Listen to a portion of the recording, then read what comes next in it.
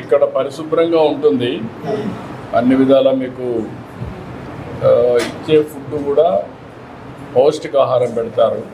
Quality కూడా బాగుంటుంది. నాణ్యత ఇవన్నీ చాలా చక్కగా ఉంటాయి. నేను కూడా ఎప్పటికప్పుడు సమాచారం తెప్పిస్తున్నా.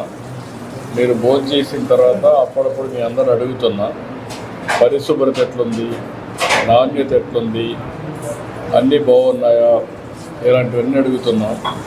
ఎప్పటికప్పుడు మళ్ళీ ఇంప్రూవ్ చేయడానికి ప్రయత్నం చేస్తున్నాను. 85% ప్రస్తుతం 86% సంతృప్తిగా ఉన్నారు అన్ని క్యాంటీన్లు కలిపి.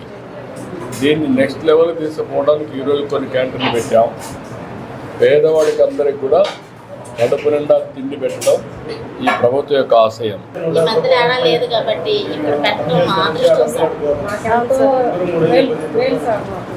మీరందరూ చూస్తే అమ్మా, ఒకప్పుడు మనం అన్నా క్యాంటీన్ పెట్టాం.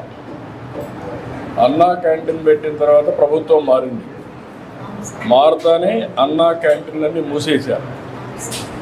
అంటే పేదవాడికి తిండి పెట్టడం కూడా ఇష్టం లేక మీ కడుపు కొట్టే పరిస్థితికి వచ్చారు.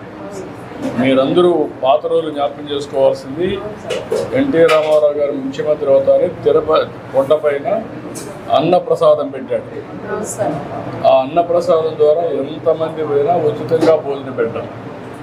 ఇప్పుడు 26 దేవాలయాల్లో అన్నప్రసాదం పెడుతున్నాం.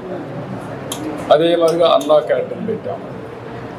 ఎప్పుడన్నా మీరు డొక్కా సీతమ్మారావు ఆవిడ గురించి అన్నారా? ఈస్ట్ గోదావరి జిల్లాలో మధ్యాహ్న భోజనం ఆ పేరుతో పెడుతున్నాం. ఆవిడ అప్పట్లోనే ఎంతమంది వస్తే అంతమందికి వంట చేసి పెట్టేది. అన్నదానం అనేది ఒక పవిత్రమైనటువంటి కార్యక్రమం. మనం అందుకే అన్నదాత సుఖీభవ అంటాం, ఆశీర్వదిస్తాం. మన సంస్కృతిలో భాగం. మనం భోంచేయడమే కాకుండా ఆకలిగా ఉండే వాళ్ళకి భోజనం పెట్టడం అనేది మంచి చెడు వచ్చినప్పుడు అందరిని ఆదుకుంటూ చేస్తూ ఉంటాం. అలాంటి కార్యక్రమానికి కూడా ఇబ్బంది కలిగించాను. అంటే ఆలోచన విధానం ముఖ్యం. ఒక ఆలోచన విధానంలో మీరు చూస్తే ఆ రోజు చేయాల్సింది ఇంకా బాగా ఇంప్రూవ్ చేస్తే మంచిది. చేయకుండా ఉండే క్యాంటీన్లు మానేశాడు. పర్లేదు, నేను పెడతాను. ఇంకొక పక్క